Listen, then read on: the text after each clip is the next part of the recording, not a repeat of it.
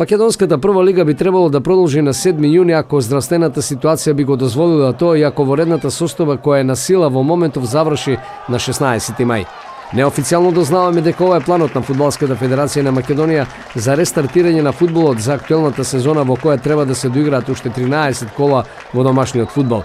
Во Македонија на сила е воредната состава која ќе трае до 16 мај, а веќе е најавено од државните власти дека полека ќе ги попуштаат рестриктивните мерки по 1 мај и ако нема продолжување на оваа ситуација со воредни мерки веќе од 17 мај. Клубовите би можеле да почнат со нормални тренинзи. Сите македонски прволигаши би добиле 20 на дена за мини подготовки, што значи дека од 17 мај до 6 јуни би имале време колку толку да се вратат во некаква кондиција за да може да ја доиграат сезоната и веќе од 7 јуни би можеле да го одиграат 24-то коло. А ако сезоната почне на 7 јуни, како прв и најпосакуван термин, сезоната би се доиграла во пеколен ритам среда недела за да се доиграат овие 13 кола, а плюс ќе треба да се одиграат и полуфиналињата во купот, но и финалето за пехарот, што значи 16 термини или полни 8 недели фудбал.